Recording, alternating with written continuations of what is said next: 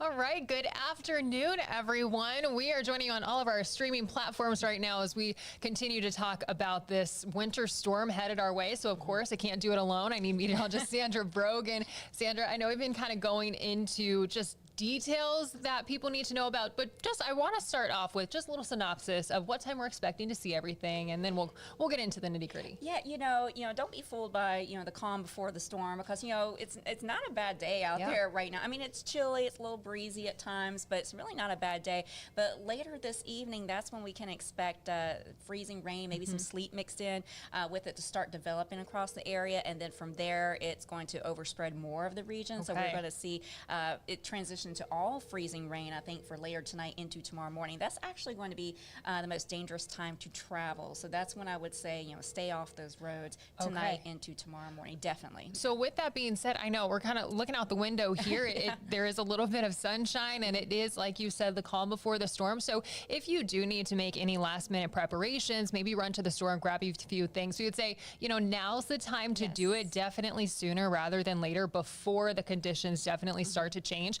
And I know you kind of mentioned it a little bit about the types of precipitation and what we're seeing. And that was something that I feel like a wintry mix kind of covers a lot. So break down kind of freezing rain, sleet, and go into that. Yeah, freezing rain is going to be our main precipitation type here in the Midlands. And of course, comes, ice accumulations with that. And so it is going to be, an impactful storm for us here in the Midlands. Sorry for the snow lovers, no snow in the forecast here, but we are looking at that potential for some freezing rain, maybe even a little bit of sleet mixed in with it as we look ahead to later this evening. So in terms of how that develops now, rain, of course, the ice melts after it falls out of the cloud, and it has warm enough air from top to bottom to fall as liquid rain. But the thing with freezing rain is that it may look like liquid rain as it's falling, but because we have this shallow, colder air right at the ground level, and that's going to cool surfaces down to below freezing, well, that's when that liquid rain freezes on contact with those surfaces that are below freezing, and so that causes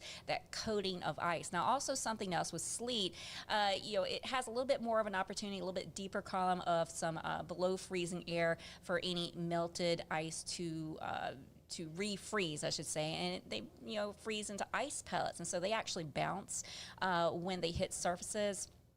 And so in terms of, those slick spots on the roadways, freezing rain, I think, can cause more issues because it leads to a coating of ice. And so, all-wheel drive doesn't mean anything in ice. It's a little bit of a different story with snow and even, I think, sleet. But if sleet does come down heavily enough, it will accumulate on the roads, and then, traffic going over it, kind of crushes it, and then it could refreeze into a solid sheet of ice from that point. But again, freezing rain, that is going to be our main concern here in the Midlands, and that could lead to a coating of ice, on surfaces that are below freezing. And, this also includes power lines and also bridges and overpasses. With elevated surfaces, they tend to ice up a little bit more quickly. But in terms of the timeline, Hannah, you asked me about this earlier.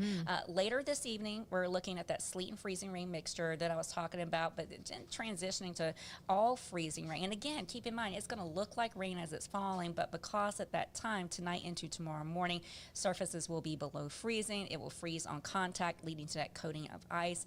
And even through tomorrow morning, I think by late in the morning, we'll start to see a little bit of a decrease in the freezing rain chances, and could even see a little bit into early afternoon for parts of the area, maybe a little bit of a freezing drizzle at that time.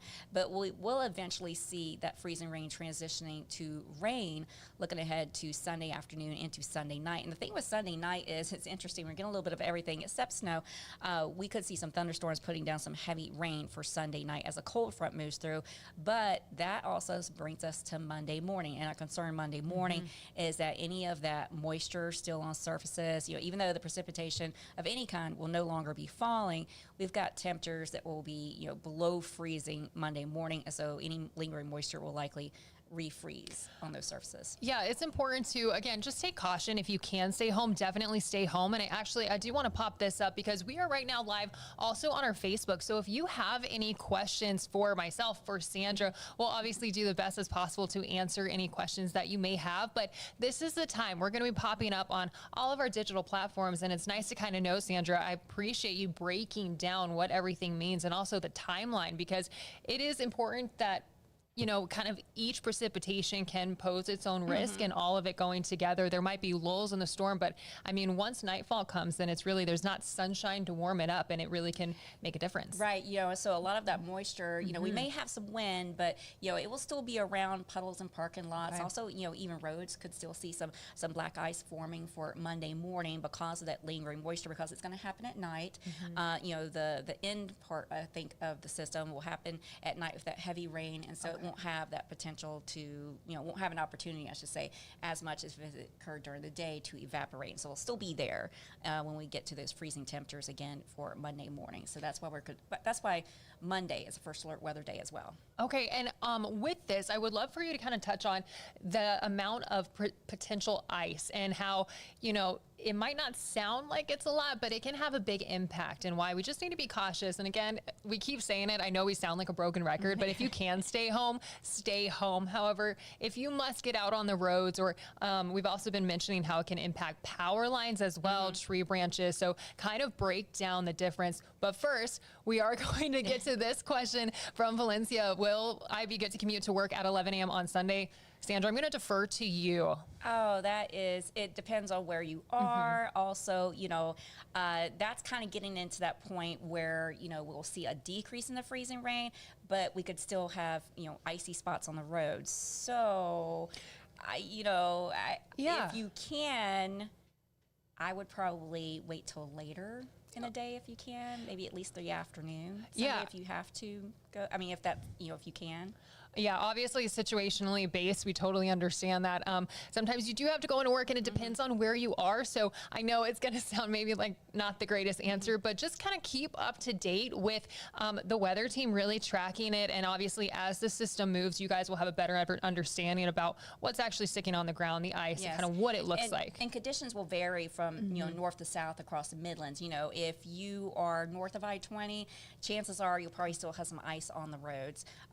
You know, south of I-20, it looks as though, you know, it may be more of an inconvenience in terms of the road conditions with icy spots, maybe not so much the icy conditions that you're expecting, you know, that we're expecting farther northward, but, you know, Orangeburg and Clarendon County, they're under a winter weather advisory versus an ice storm warning like the rest of the Midlands. So the farther south you are, you may be okay at 11 a.m. on Sunday, but farther north you are, you know, it's be a little trickier. Yeah, a little trickier. And with that, for those who do have to commute, I know sometimes it's not an option to stay home. Officials have always recommended to also have an emergency kit prepared in your car, and that includes blankets and snacks, medications, and batteries. Just kind of be as prepared as possible if you are having to go out. That's a great way to just kind of have a little toolkit. I know our Derek Rush earlier today kind of went through some basic necessities, and I know we have them posted on our website as well, but just kind of keep in mind that how can you do it, and how can you do it as safe as possible, and a full tank of gas. That's another big one. Yes, yeah. Charge devices, a blanket, you know, all that. Just, you know, be prepared as much as you can. Absolutely. And with that, I do want to go back to, Sandra, here, actually, you take Let's see, for these individuals like myself in Sumter County, remind us how much precipitation we could possibly see tonight as well as tomorrow. So tonight in Sumter County, you're right along I-20, so I think you're one of those areas. And again, I think most of the precipitation will be freezing rain, unfortunately. And I think tonight into tomorrow morning, you could see anywhere from 1/10 of an inch to even 1/4 of an inch of ice accumulation by that time. So, you know, with that said, you may be dealing with power outages tomorrow. Yeah. So, you know, in addition to slick roads. Absolutely. So keep these questions coming. We are happy to answer them. And with that, Sandra, kind of break down maybe the I don't know, different amounts and kind of what that looks like, because when you hear 1/4 inch, you might not think that much, but I mean, it has a big impact. You know, and it only takes about 1/100 of an inch of ice, you know, a glazing of ice on a surface, you know, to cause slick spots on those roadways. So, you know, even that in itself can be dangerous. But, you know, where we are seeing that potential for power outages, when we get to that 1/4 of an inch threshold, that's when we really need to be concerned about the potential for not just isolated power outages, but scattered to possibly even numerous. So as we get a little bit higher towards the 1/2 inch ice accumulation possibility. So again, you know, what we're watching out for is that ice, it has some weight to it. It may not seem like a lot, a quarter of an inch, but you know, that on a power line causes it to sag, and you know, it could cause it to sag enough that it, you know, impacts your power. Also, I think a lot of times we see tree branches. They start to weigh down. They could even break and fall onto a neighboring power line, if not sag and just kind of like, you know, lay on top of it. So, you know, power outages, I think that is going to be a main concern. And again, you know, some areas are looking at that potential for as much as a quarter of an inch to even half an inch of ice accumulation. So I think our main impacts to plan for because of the freezing rain will be slick roads and also the, you know, power outages. And, you know, they could, you know, in some cases, it depends on how much ice we do see, but, you know, just plan for, you know, it could be more than a day without power, because, you know, the crews could have a hard time getting to you because, again, you know, I said Monday morning, you know, even though we won't have any precipitation falling at that time because of moisture that we'll have left over from this weekend, it may not all evaporate, will refreeze, and that could keep crews from getting to your street. Yeah, we were speaking with a few crews, and we had them in actually earlier this week from Dominion Energy and Fairfield Co-op. And so basically what they're saying is they are already have people stationed and ready to go, but they are definitely asking for patience in this time, that they are doing their best. Safety is the most important. So of course, if you do have a down power line, report it, but always assume that it is hot and live. And so do not touch it. The best way to do is report it. And then what time do we expect this all to start? We have someone who is going to be getting off at 7. Okay. Well, I would say we are going to start to see some spotty wintry mix, I think, around that time. I would venture, you know, I guess, to say that, you know, if you get off, hopefully maybe they can let you off an hour early. I know it's just an hour, but it may be all the difference, you know.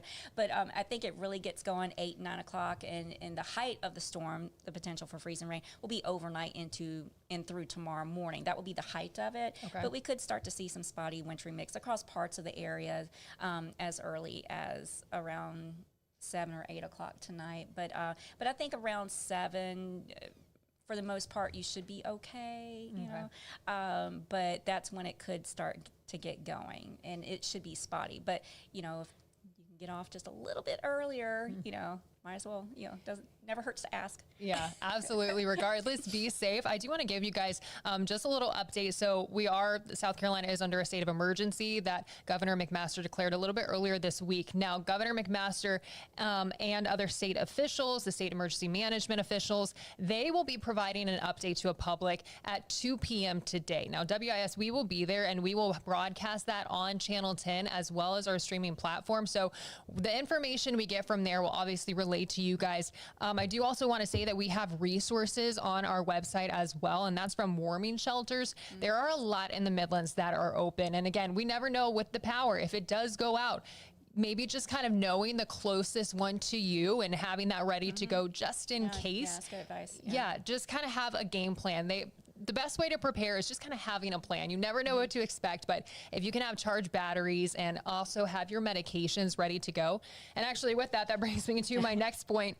Kind of due to this storm and the potential of power outages, the South Carolina Department of Public Health, they are authorizing a one-time early refill of Schedule 3V prescriptions. So very certain prescriptions. And I know we're going to get this up on our website to kind of give you more information, but they are for valid refills that are due through January 30th. So again, it is a very specific refills that are available because of this winter storm. So definitely check if you think you might fall into that category.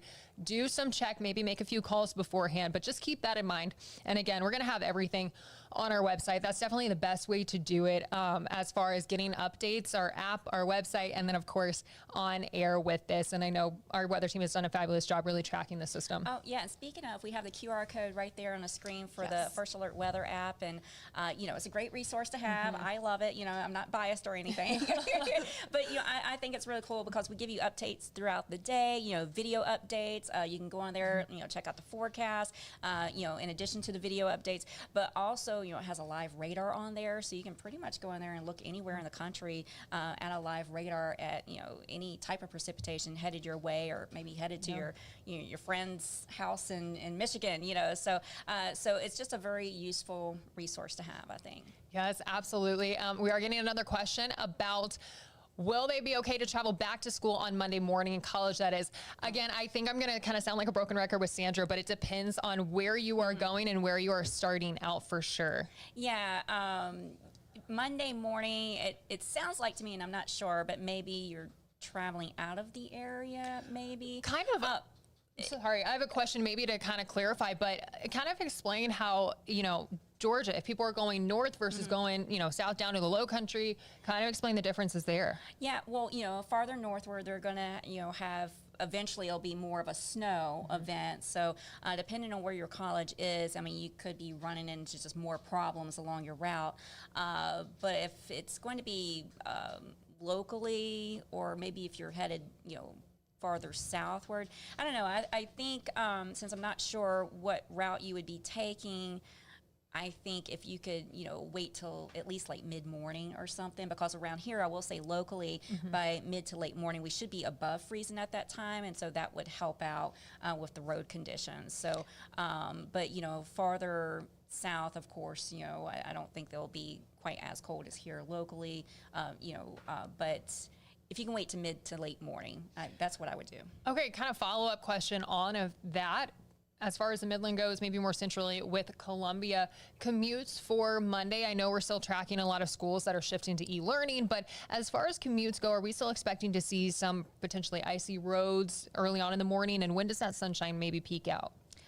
Talking about, well, yeah, by late morning, I think, the temperature should be above freezing, and so that will help out with the road conditions. But then Tuesday is going to be really cold again. A lot of the moisture will have evaporated by then. It's right now it may be a little bit too early to tell if Tuesday morning might have some icy spots as well because of the refreeze. But it is going to be even colder Tuesday morning. I believe we'll be down into the teens Tuesday morning. Okay. So we've got some really cold air even after we're done with this weekend winter storm. We need the precipitation to go away though. But keep asking these questions. We are going to be joining you guys every hour in some platform to just kind of give you an update. I know for a while that's going to be digital, but again, we will also be on air for 2 p.m. to bring you Governor McMaster's news kind of briefing and everything we can expect from there. We'll also, again, on all of our digital platforms, you can find us, whether that is through the digital media apps or, of course, online, wistv.com. But if there are no other questions, Sandra, I'm going to give us kind of the final, just break us out, again, kind of reminding us of when we can start to see things and when we need to be home if possible. Okay. And I do want to kind of add to what I was saying, Francis Sam Robinson. If you're heading north up towards North Carolina and Virginia, they are going to be seeing some snow, so you'll probably be dealing with some snowy roads, if you are headed out. So again, just another reason to wait as late in the day as you possibly can, depending on your route. But here locally, we should be above freezing by late morning. Amazing. Well, thank you guys so much for joining us. Sandra, do we have anything left? Well, just 3 first alert weather days. This evening is when we'll start to see that wintry mix, freezing rain with a little bit of sleet mixed in, and then all freezing rain once we get into tonight and into tomorrow morning. So that is the time you need to stay off those roads, because that will be, I think, the height of the impacts for us here locally. Amazing. We have an incredible team who's tracking it all. Again, I encourage you, I know it sounds like a broken record, but if you can, download our social media apps and then stay up to date with us on air and online, because we really have a wonderful team who's going to be stationed across the state to kind of track these weather updates. So we'll have a lot more to come throughout the day and throughout the night. But for now, thanks so much for joining us.